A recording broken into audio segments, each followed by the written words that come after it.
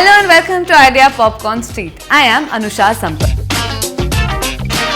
Golden star Ganesh ಮತ್ತು ಶಾನ್ವಿ ಶ್ರೀವಾಸ್ತವ ಅಭಿನಯದ ಸುಂದರಾಂಗ ಜಾಣ ಈ ವಾರ ರಿಲೀಸ್ ಆಗಿದೆ.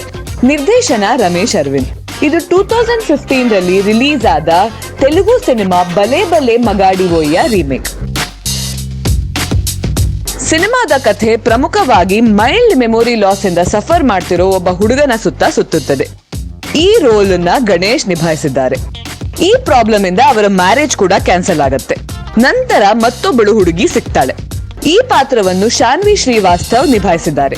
ಆದರೆ ಈ ಸಮಯ ಹೇಗಾದರೂ ಮಾಡಿ ತನ್ನ ರೋಗವನ್ನು ಮುಚ್ಚಿಡುವ ಪ್ರಯತ್ನ ಮಾಡುತ್ತಾನೆ. ಆದರೆ ಆ ಹುಡುಗಿಯ ತಂದೆ ಭೇಟಿಯಾದಾಗ ಏನಾಗುತ್ತದೆ ಅದೇ ಈ ಸಿನಿಮಾದ ಪ್ರಮುಖ ಕಥೆ. ಅಭಿನಯದಲ್ಲಿ ಗೋಲ್ಡನ್ ಸ್ಟಾರ್ ಗಣೇಶ್ ಮಿಂಚಿದ್ದಾರೆ. ಶಾನ್ವಿ ಶ್ರೀವಾಸ್ತವ್ ಪಾತ್ರ ಕೂಡ ಉತ್ತಮವಾಗಿ ಮೂಡಿ ಬಂದಿದೆ.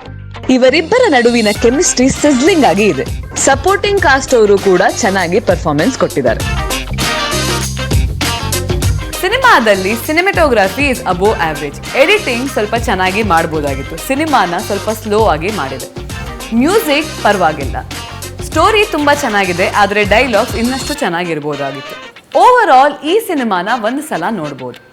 ನಾವು ಈ ಸಿನಿಮಾಗೆ 3 ಔಟ್ ಆಫ್ 5 ಪಾಪ್ಕಾರ್ನ್ಸ್ ಕೊಡ್ತೀವಿ. ಇದು ಈ ಸಿನಿಮಾದ ಬಗ್ಗೆ ನಮ್ಮ ರಿವ್ಯೂ. ನಿಮಗೆ ಈ ಸಿನಿಮಾ ಬಗ್ಗೆ ಏನನ್ಸುತ್ತೆ? ಕೆಳಗೆ ಕಮೆಂಟ್ ಮಾಡಿ ನಮಗೆ ತಿಳಿಸಿ.